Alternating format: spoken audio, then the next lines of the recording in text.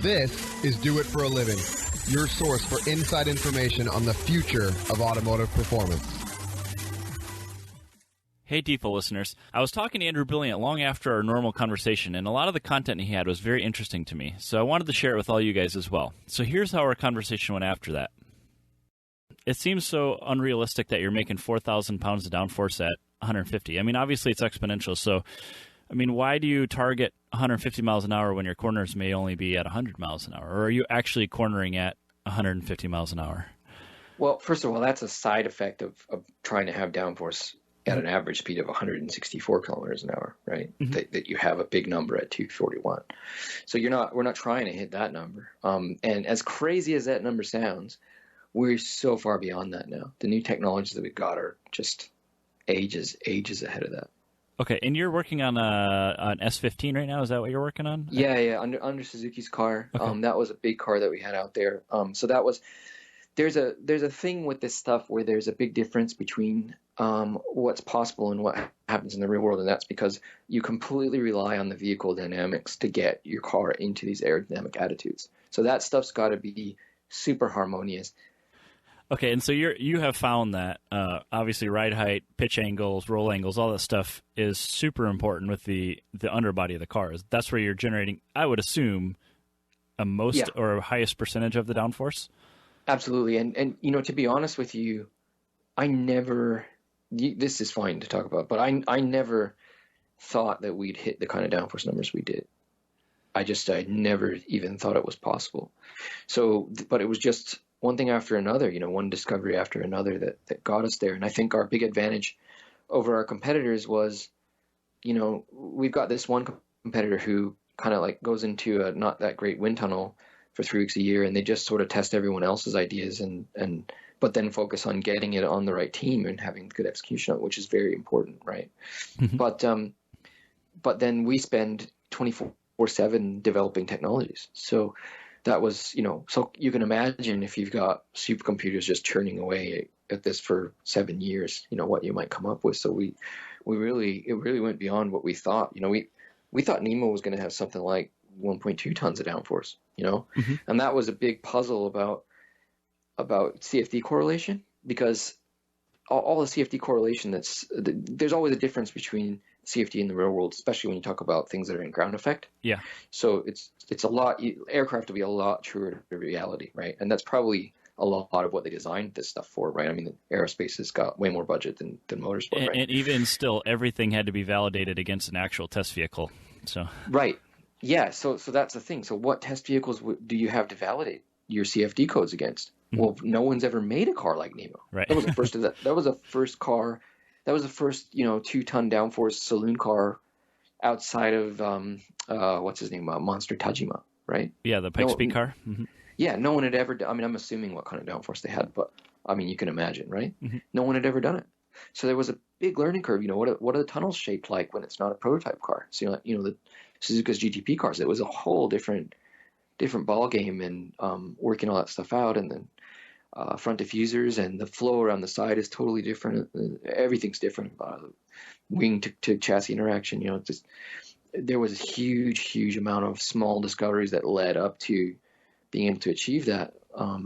Unfortunately, we haven't quite gotten the results out of that level of aero yet, but hopefully we can get there. So really, your struggle right now is trying to find a team that can actually build the car that you can design.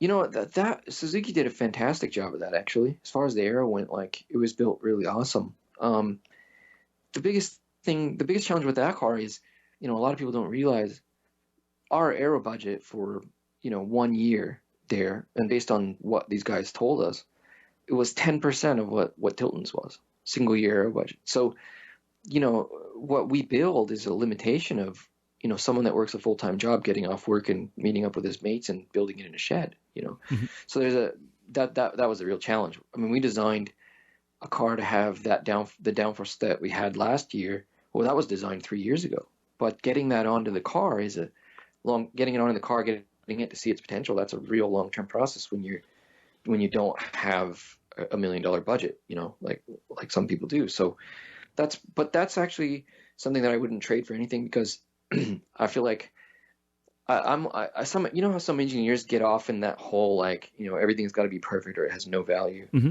You know, that this doesn't have 10 decimal place accuracy, forget it. And I really try not to be that guy. I really try to be really pragmatic. You know, like, it doesn't do me any good to design a part that they can't build or can't fit to the car or can't get to its potential. And so I want to be part of that struggle that he's got, because I figure if we can go out there, so like last year, sorry, not the year that just passed, but 2014 World Time Attack, we missed winning that by, like, you know, 0.00 something of a second. We almost beat a 4-wheel drive car with a amateur driver rear wheel drive, right? Mm-hmm. So but we, you know, maybe certain people weren't happy with that result, but we were really satisfied with that result because we felt like we were able to achieve this with this budget. So, you know, we feel like that gives us the most value to our customers, that we can say, look, we can, most of their customers aren't going to be that kind of person, the person with endless money. You know, they're someone that doesn't have all the resources in the world and wants to be a lot better. So we think that teaches us, you know, we got to learn a lot out of that process too. Okay. And so, like, what I find is Australia and Japan spends a lot more, I guess, time and interest and money on time attack stuff. In the States, it's like almost non-existent. I mean, like, there's the FX NSX, which doesn't race anymore. There's Sierra, which doesn't race anymore. AMS doesn't even really do any time attack stuff anymore. And Mike Warfield, with his Impreza L or whatever he calls it, he's really the only one left that is a top tier unlimited car. And even he himself knows that car is, like, not even close to the level that it could be. Yeah, I think you've got that Life team up and coming. And oh, yes. I guess they're new. Yeah, that's a car that I did the design work on. I'm not sure if you saw that. Yeah, but they struggled with reliability problems with the engine at World Time Attack this year, didn't they? So. Yeah. And I wasn't in the garage to see what happened with all that exactly. I just saw those poor guys working like crazy and tried to help get the aero working better. But that's a solid team. I think they'll be the sort of team to come up and be that next generation of that if they can get out, you know, get budgets and be out there racing. I think they're really a team to watch. But in general, I agree with you. It's kind of a sad thing. You know, I felt like when I started racing my car in the US Time Attack, it was really growing. It was quite interesting. There were a lot of cars there. I remember I was running in the street front wheel drive class back then. And they had a point system where you get bonus points depending on how many people were running in your class. And we won that class. And actually, at this race, we beat everyone in the street class, all drivetrains, with the front wheel drive car. But anyway, going off topic. But that class had 120 entrants, street front wheel drive. It's a bunch. And it's like, yeah, I mean, it was quite interesting. It was crazy. It was a lot of fun. And I sort of had this idea, you know, this is really going to grow into something someday. And but it was unfortunate that things kind of went the way they did, and it kind of ended up dying out. And I think it was a function of how it was run and managed. And, you know, and they're still around, but it's gone back to being quite grassroots. And they're still nowhere near the competitive car counts and the media coverage and everything. Yeah. Okay. And so this is another interesting question I got for you. So you focus on time attack stuff, but do you ever do work with, like, drag racing teams, or where drag is probably more important than downforce? You know, I'd really like to. And the reason I say that, I haven't done any work on like drag cars.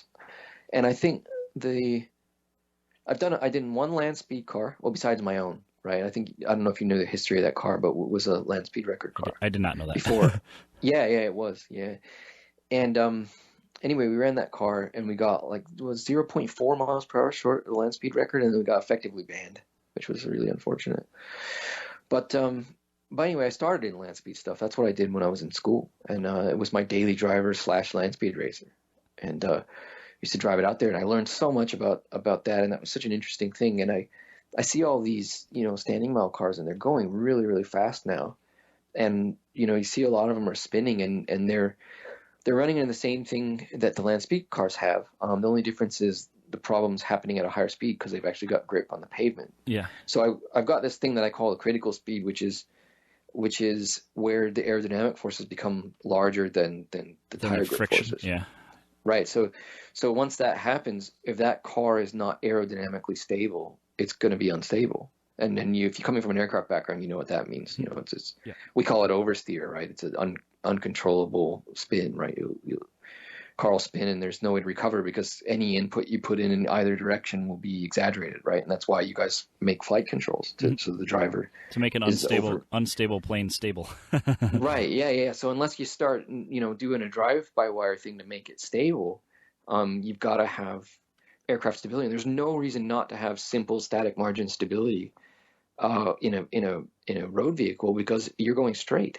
You're only supposed to go straight. You don't want the thing turns, you're in trouble, right? So that was the big challenge in land speed stuff, was getting basic static margin stability inside of the regulations that said this has got to be a stock body with these little tiny exceptions. And I don't know if this is true, but I heard that land speed cars would ballast the weight up with water to maintain more grip when the drag forces are equivalent or higher than their tractive force, right?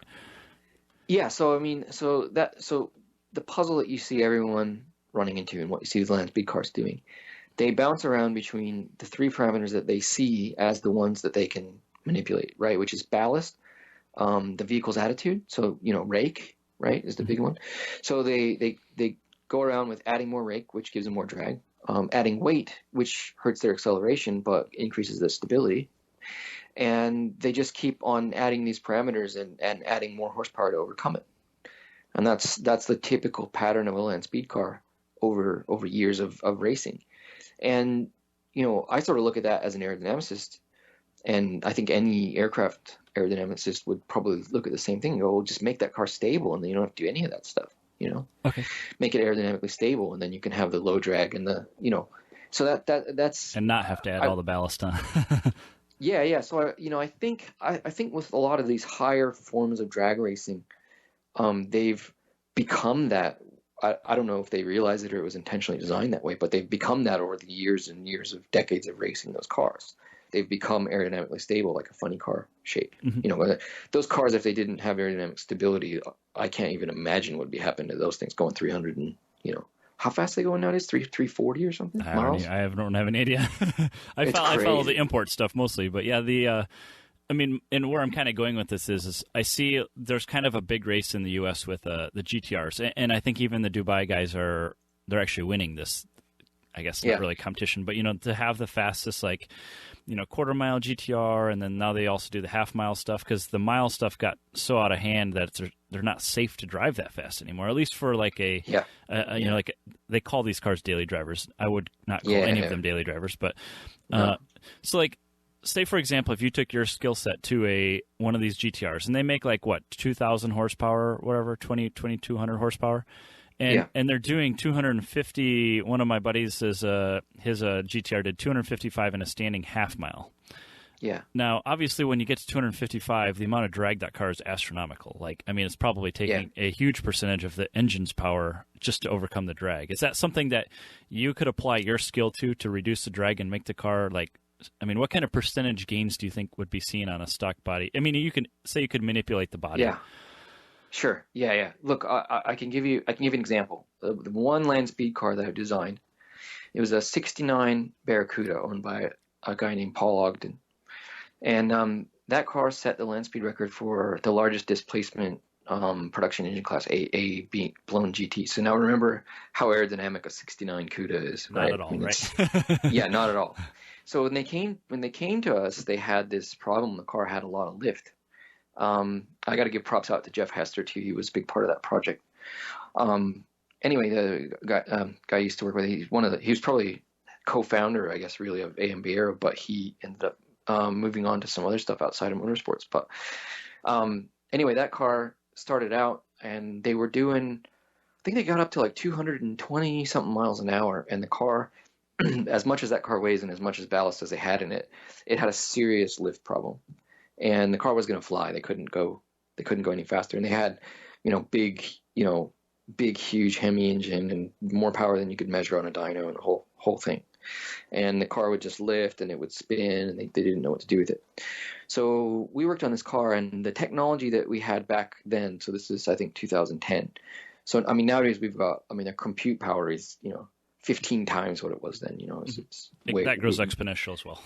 yeah, we didn't have in-house wind tunnel, and, a lot of things have changed. But back then, we made that car aerodynamically stable inside of a regulation that required 100% stock body.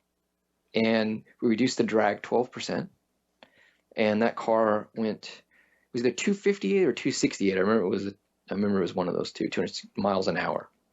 That car went, and he said it went from being totally out of control to being smooth as glass, and he thought it could go as fast as they could ever get it to go. And that's starting with a 69 car. Like, how does it compare against to like I mean, the GTR body is 2008, so I guess it's not that modern. But are there significant gains to be seen with that as well? Yeah, well, about that, right? So we've got a lot of knowledge and experience with that, because Suzuka is the one who designed that car at Nissan, the 35. All right. So we've come from that, and Suzuka, that's like his dream. He wants to do a wind tunnel project for 400 mile an hour GTR. That's if I ever get a land speed project again, I'm going to make sure that he's probably the lead on it, because that's just I've done it. I've done land speed racing, and he's just you grow up in Japan, that's just like the coolest thing ever, and you just imagine doing something like that someday, But yeah, what you could do with a car like that, you're starting out with a 0.28 drag coefficient. I can't remember what it was on a 69 Cuda, but I can tell you it wasn't good. So, and they're also like, how high off the ground is that car compared to a GTR? This is so many things, and then also all those standing mile stuff. They have no regulations. Right. You could do anything you want. You start out with a better platform. You got 4-wheel drive helping the stability, which is basically an active stability control system if you work it right. So the stuff you could do with that would be ridiculous. I wait for the day that someone brings me to do one of those, but because I know two of the guys very well that are doing this kind of thing, and I'm gonna get one of them, if not both of them, in touch with you, because I feel like I look at these cars and I go to these events and I watch them, and they're unbelievably fast, right? They have so much power, They're so quick off the line, but I just feel like their only goal is to just add as much power as they possibly can. Like some of them don't even take a realistic approach to weight reduction.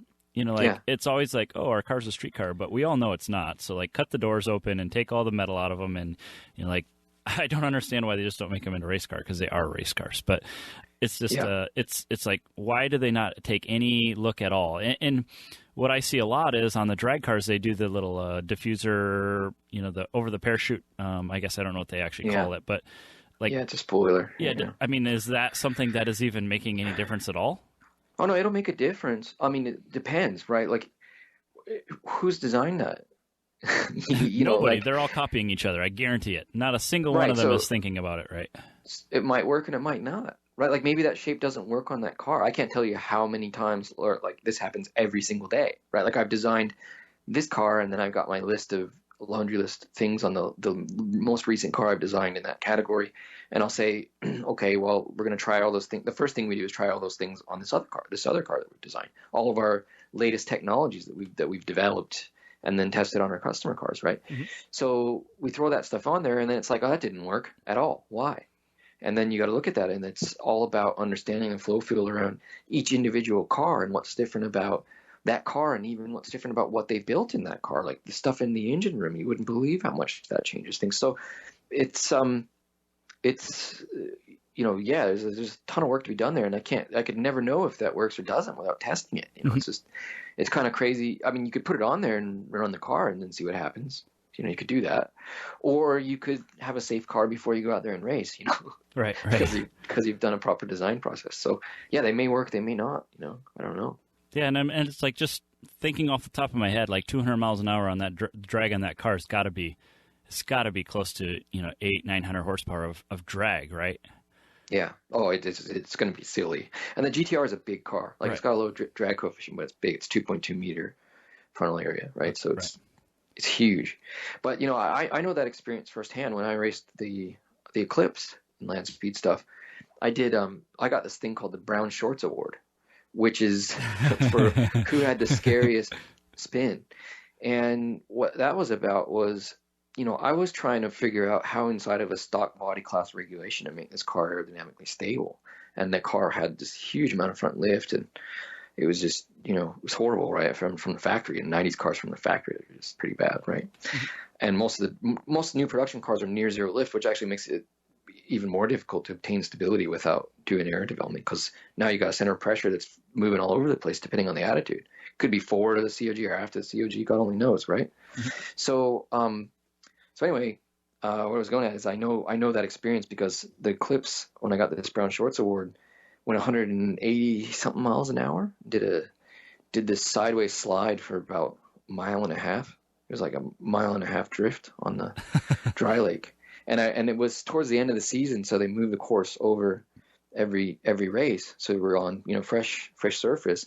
And we gotten over to where if you go past the course, you start shooting off into little moguls and stuff, and that's when you start flipping, right? When you go over a mogul, a little bump in the surface or whatever, catch the car and flip you over, and that's how you die, right? Yeah. So I was sitting there, I was sweating, and but there's a lot of things that the land speed guys know that I see being totally wrong. And what I learned in that mistake that probably almost cost me my life was how to mount the parachute.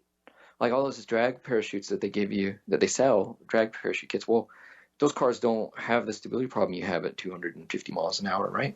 So they have these short cords, and then where you mount the thing, and it ends up just picking the rear of the car up off the ground. I saw a couple of spins that were like that, but after the shoot, the car spins. And I mean, that's it. There's all these aerodynamic things that I just don't see being done that make a really big deal.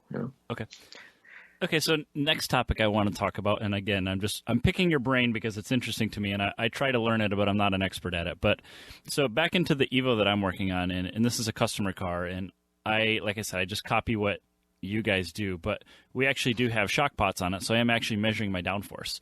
Yeah. And so we just have like a run-of-the-mill, off-the-shelf APR GT 300 wing on it, so it's not their biggest one yet. It's just a single element wing on the back, and we made our own splitter in the front, and we were able to do our first round of aerodynamic testing. We did static like 30, 60, 90, 100, 120 miles an hour on a straight street, and we just measured the downforce, and we get an exponential curve like we'd expect, and roughly 100 miles an hour, which is, we're testing for that because it's like the highest speed corners we see at the tracks in our area are around 100. So that to me is the area of interest. I don't need to optimize it for 140 because we don't take any corners that fast. Sure. Yeah, of course. And so I see, like about 180 pounds of downforce, and so that's like 90 kilo just from the wing. And I see the same from the front splitter. And so then we took it to the next level. And I will tell you this, that the cars are faster with the wing and the splitter. Like it's kind of obvious. It's not a lot of downforce. Like, like 180 kilo is like about a tenth of a G approximately.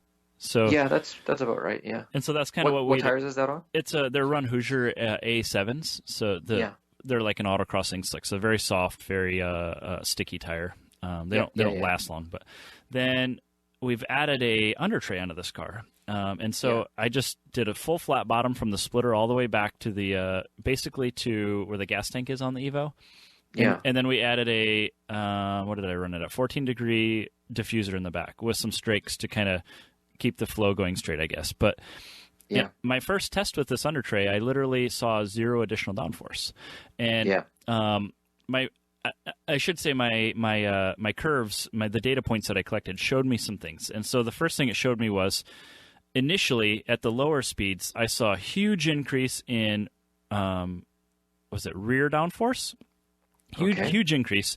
And then at about 80, 90 miles an hour, all the rear downforce just kind of leveled out to what it was with just the wing, and the front started lifting. And my assumption is the car started pitching up, right? So I was having a positive rake. And I lost all my downforce from or at least was losing the downforce from the under tray. Is that kind of like, and I also think the car's too high, and that's my next thing, is I don't have it sprung stiff enough to lower it down far enough. Is that kind of like like everything I know is you lower it as far as you can without touching the ground, and you need to have some rake because all the F1 cars are raked quite a bit now, right? Yeah. Well, they've got regulations kind of push them to that too as well, because they've got they got a plank wear thing, but the plank doesn't go all the way to the front wing. So to get the front wing lower, you got to rake the car. Okay. Right. So sorry, there's two questions there. So we'll talk about, which should we talk about first, the F1 thing or yours? My thing, yeah. I really don't care Okay. about the F1. Okay. Yeah. So look, it's hard for me to say. I've never seen this car. I don't know the details of what you've built and stuff, but I can tell you. Let's say that I had a car, an Evo, in CFD, and I got that result, the result that you just described to me. And let's say I had my young guy draw that up and throw it through CFD, and he came back and asked me what to do about it. So I'm sort of imagining that kind of situation. What I would tell him. Perfect. Yeah. Yeah, and what I would tell him is, well, it sounds like you got a nice diffuser, but ditch that flat bottom. That's probably what I'd tell him. Because the thing is that people don't realize is the whole flat bottom concept, people see that as the thing, right? Because it's on all the racing cars. And that's a big place where people get astray. They want to know how to build their aero, but they don't want to pay for someone to design it. So the first thing that you do in that situation, which of course I did back when I was in the same situation too, is look at what race cars are out there and then put what they've got on. The problem is there's a little bit of a misunderstanding there, because the flat bottom under tray thing was designed to control people like me.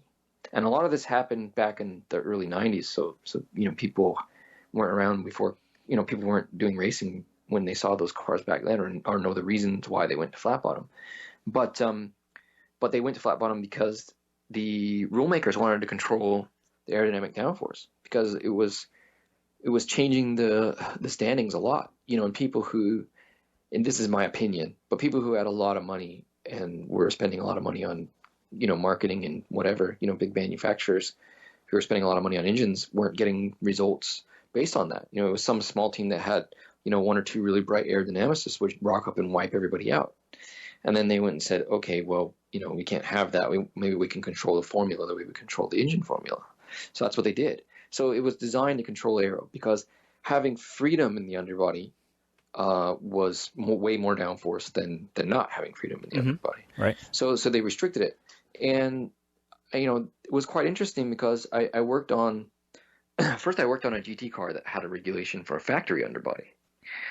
And we did a lot of development on that. And that thing had quite a bit of downforce. And I remember thinking, geez, I wonder what would happen if we were allowed to have a real underbody. And the early tests that we ran were quite surprising, because when we went to another category that required a flat bottom, we had the same front diffuser and stuff, and we, couldn't get close to the same amount of downforce. So we thought it had to do with the rear diffuser being there or whatever, but we couldn't figure it out. And then, it turned out that that nothing under the car made more front downforce than something. So with your open rules, you're using tunnels on all these cars, and I did Formula SA at UT Arlington in Texas. Yeah. So you may have heard of them. It's a pretty well-known Formula SA Yeah, school. I have. And so we had an under tray with tunnels, and I measured the downforce, and this is kind of how I learned how to measure downforce on the street car that we have, but we did shock pots on that one as well, and we made 50% of our downforce with the under tray. And we did not design that under tray. We literally copied the molds from like a Formula Ford or something that they had like 10 years ago. Yeah. And nobody understood how the tunnels worked. Like, I was like, they have an inlet, and then they have, like a throat, I guess, and then they have the diffuser in the back. And to me, I still don't understand why you would do tunnels versus a flat bottom. And the tunnels obviously worked, and my flat bottom did not. So Yeah. That is a really, really long, complicated question. I need to be reading the Cat's book, is what you're telling me, right?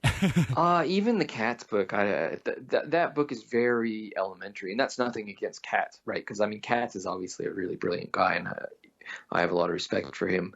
But that book was not written for the market of aerodynamicists working on designing tunnels. It was more towards the average, I can't speak for him, but you can imagine what sort of people that book was designed for. If you want to sell 1,000 books, you design it for aerodynamicists. If you want to sell 1 million, you design it for normal people, right? That's not really the technical manual on that, but that's actually a complicated thing, and we could make a whole segment talking about underbody tunnel design, but yeah, it'll always outperform a diffuser. And that's why they got rid of them. And they got super pitch sensitive. If you want to just look at some history for that, and I'll send you an awesome video of this. Back in the late 80s and early 90s, when they had all the Group C tunnel cars, those cars would come over these bumps and they'd fly up, 20 degrees, pitch nose up, and still land on the ground and keep going. And they were every bit as light as a modern LMP car. They were 900, 800 kilo, right? Mm-hmm. And nowadays, these, and then after immediately preceding that, the era that came immediately after that, which was the FIA GT cars, famous for the 3 times or whatever it was that Mark Webber flew over the fence. Yeah, well, one of them flew over the fence. Yeah, I know what you're talking about. Yeah. I think that was Webber. Yeah. So, but I mean, it was like 2 degrees pitch to fly. Mm-hmm. It's crazy. And just 5 years before that, they'd go to 20, 25, and no problem. Right. Mm-hmm. So, and that we call those blowovers. They're called blowovers when the car flips or flies or flies it from yaw. And so even now, like a modern LMP car, they've got all these anti-blowover devices stuck all over them, and they still do it. Toyota did it at Le Mans a couple of years ago, quite famously. And that's I'm trying not to get too off topic here, but so that's a really big deal, that pitch sensitivity, and that's why after the 90s, everyone started going to wind tunnels that that keep the models in motion, and that's why we don't develop our CFD in a straight line. And that's why, once a team starts doing that sort of development, if you're not doing it, forget it, because it's just another level. Having greater average downforce around the track across all attitudes, and predicting that and designing for that, and tunnels are just a far superior thing to a diffuser. Okay. In that sense. Okay, and then. The next thing I kind of look at is the LMP cars today. They have it looks like the inlet to the diffuser is kind of formed into the splitter in the front. Yeah. And is that something that's a pitch sensitivity thing? Like I always assumed that, under braking, they didn't want to have the front end touch the ground, right? So if they curve it like that, they don't have to worry about it touching the ground. Is that kind of the... So that's a little bit of a difficult question for me to answer, because that was forced by regulation. Okay. And the regulation may have been designed for that reason. But, like maybe someone who was writing the regs said, we want to make these cars safe and stable, and so we want to limit how sensitive their nose can get by making the outboards lower. Mm-hmm. That might have been it, right? I don't know the motivations behind the regs, but now it's a regulation, so everyone does that because they have to. Okay.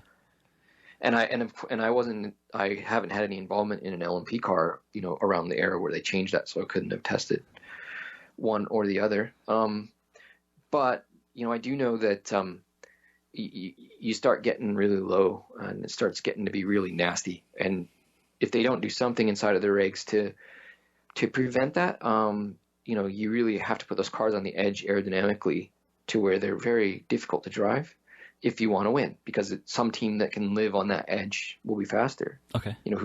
And so I think they want to limit the danger there. And I think you saw that maybe in some of the early 90s F1 cars where they were just, everyone remembers all the sparks flying everywhere, but that was them rubbing on the titanium skid blocks. Right. And so everyone's job was about, riding that maximum, riding that minimum. So I think part of the reason they put all those, skid block regulations and forcing the cars to be certain heights was all about making them more safe, Okay. And then I guess I don't want to pick your brain too much, because obviously you get paid to do this and I'm not paying you to do it. But so like back to the streetcar thing, so you are...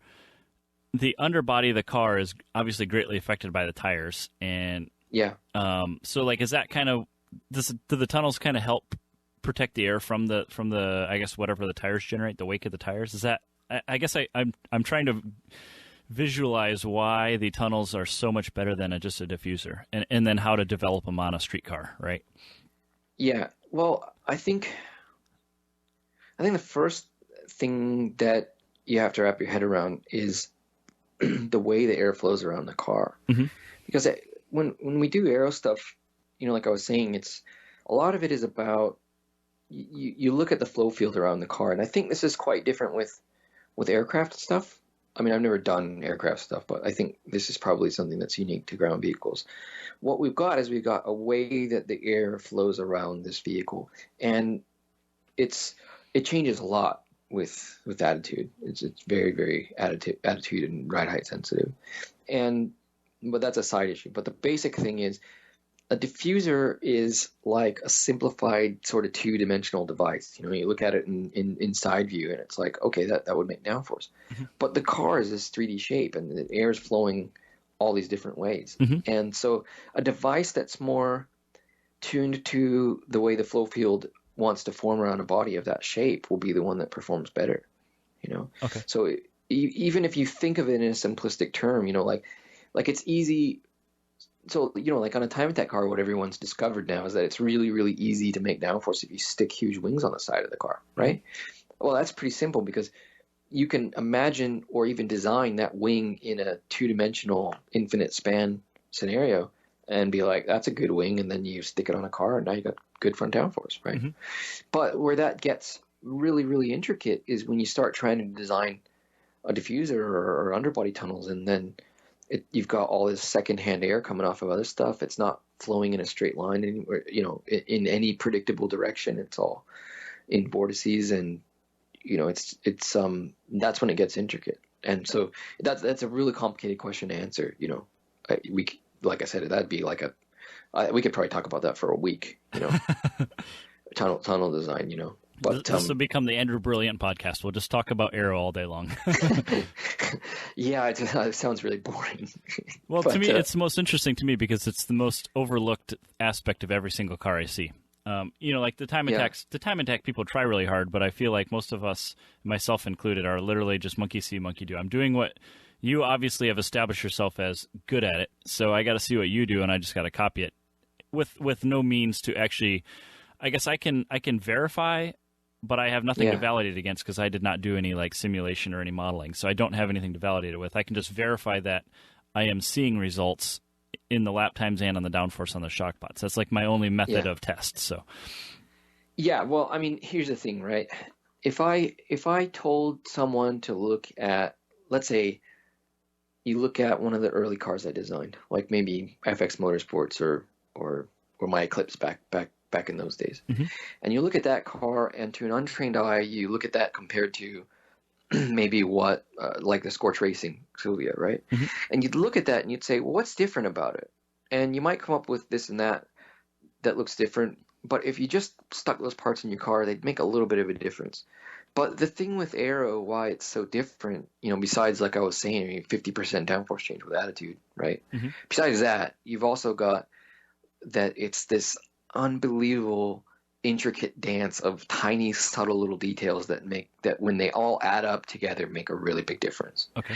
And them all being tuned to the car, it's sort of like, I mean, I guess if you've done engine tuning, maybe you can make a parallel to this. It's like if let's say I'd only ever learned to tune a 4G63 engine, right? So I've got a really awesome tuning strategy on a 4G63 engine, and then someone rocks up and they've got a Chevy big block V8 with a 1960s cylinder head and the whole thing. Uh-huh. And if I tried to apply that same exact tuning strategy, how much power would that thing have, right? Right. Not nearly as much as it could. And with aero, to put that case in point, I started doing time attack cars coming from GT, and I started out thinking, man, if I can just get this car to have as much downforce as a GT car, we'd blow everyone away out here. No one's got any downforce out here, right? Mm-hmm. And then you look at how much downforce we had then and how much we've got now, and that should give you some idea of like how much downforce you can really guess at when you don't have that accumulated design experience. It's going to be a hell of a thing, and it'll be so different car to car. I mean, you'll be off in space compared to what it could be if you hired someone like us. And I don't mean that just to sell myself. Like, that's really demonstrable with the results. No, it's really obvious. Like I mean, it's really obvious to the people that are paying any attention at all to this kind of industry that paying you to do it gets results, and everybody else is just hacking at it, I guess is the best way to put it. Yeah. And so, okay, so if you like, not everybody can afford to pay you to design their cars, but what are some like really simple tests that people can do to know if they're like, or how to work aero to like kind of make sure the car is generating downforce? Is it like tough testing or like smoke testing on a highway, or like what is something that a run-of-the-mill garage guy can do? Yeah. Well, so first I'll sort of not answer your question, then I'll answer your question. So first I would say for that kind of a car, we've come up with these packages for the time and tech things, and we've got packages that start at $2,000. And why we targeted that dollar amount was we thought if you can afford to build a time and tech car, almost any level, you can probably afford that sort of Yeah, very good point. package, right? So, okay, that aside, if let's say that you don't want to pay somebody, it's not about the money, you want to learn, right? It's not for you, because for me that's how it was when I built my time and tech car. I wanted to do that because designing a GT car, you get put in one little corner of it and you don't learn anything about the other parts. And you buy stuff. You buy a ready-made awesome gearbox. You don't learn how gearboxes work and how to design a good one, right? So I wanted to learn that stuff, and so I did it. So if you're in that situation with aero, the most important thing to understand about aero is that it's not about the shape, it's about the testing. And we don't know the shape. If we knew the shape, we wouldn't have $30 million wind tunnel facilities and supercomputers that take up office buildings, right? Right. So it's about the test process. So if you build up your own test process, there's no reason that you can't design aero, right? And maybe you don't have the experience that, hiring an aerodynamicist has. Maybe we'll go right to these things that perform well quickly, but that knowledge has a value. You can't get it in books. There's no books about this stuff really. So, I mean, CATS is the best one, but there's so much more to know, right? Right. Sorry, go ahead. Just to interrupt you, but my example is when I'm trying to design the underbody of this Evo, I literally do Google searches for it, and there's not a single thing that comes up on how to design an under tray. So yeah, and there won't be, because that's like the one part of the racing cars that you can manage to keep secret for a couple seasons until your car goes upside down and everyone gets photos, right? So no one wants to talk about that, right? I mean, even us, like, we try and fail to keep our customers to keep their underbody secret, and that's why they turn up on, similar concepts on our competitor cars while we're still testing ours, But anyway, yeah, no one wants to share that information. So what you're going to have to do is you're going to have to think for yourself, and you've got to give yourself the most repeatable, reliable testing method you can, right? Because you're not going to have a $30 million wind tunnel facility. But when I started out, I was a university student. I think I had any of that stuff? No. I mean, I learned the most that I learned back in those days was I had zip ties around the shocks, right? So I could see the travel on the dry lake. And that was my very rough way of measuring lift when I had no money, right? Yeah. And obviously I relied on people taking photos, and I do runs where I'd let off the gas and coast through. And you really want to do constant speed, but that's harder. So you coast through and get someone to take a picture of you. Yeah. And then you'd be like, okay, at this speed, that's the attitude of the car, and you'd make some rough calculations for your downforce. But the thing is, the problem that you've got with doing that is you got to really know what you're doing with that testing, because out there on the dry lake, for example, we could get 15-20% change in downforce by the weather change over the course of a day. So you need to have you got to have a pedostatic. You got to measure airspeed, right? Like a real corrected airspeed, and you can do that with the simplest device. Simplest devices. You need a they sell like the pitot tubes. Yeah, you get a pitot tube off of an airplane, and then you get a $20 differential pressure gauge off of eBay. And are you so I've actually looked into doing this actually, and the pitot tubes, out of like a airplane supply magazines or web pages. Are you're putting that on the bumper or the hood, or where's the best place to locate that? Well, you got to play with that because it's not the same. It changes from car to everywhere, car. huh? Right. So you got to find the area that's going to have the best place to measure your airspeed, right? So depending on your regulations, sometimes they'll be like, we don't want anything over the roof of the car or whatever, but you got to figure out where that is, and it depends on the car. There's no right answer. So I would, and you want to start out with a street car really, because you can do all this testing by just cruising at legal speeds on a highway, right? Yeah, right. So you play with your positions and you figure out where it works well. You look at your speedo gauge, and it should be relatively true to that. And if you're at sea level and 23 degrees Celsius or whatever, right? So you try and get a good position for it, and then you rely on that, right? But it's better, but you want to go through that process because you want to understand the tools that you're using, so you know when they're inaccurate and why. Right? So that's what I would do. Figure out the pitot tube, and then go with either sonic or laser ride heights or load cells or shock pots can be a little tricky. Well, so can load cells really, but I mean, it's all tricky. But you got to go through that learning process. You learn how to use those tools, and then you make yourself a repeatable testing process. And what you've done is you've made a full scale rolling road wind tunnel out of your car. Right. And that's kind of what it took me a lot of time with my shock pots to get them really figured out. I have to calibrate them after every single test. It's a lot of work, but it was relatively inexpensive. So. Right. But what you're getting out of that you wouldn't get out of just hiring me is that you're learning that stuff, right? So you're learning parts of what we've learned over, years of experience, and that if that's what people value, that's the more power to them.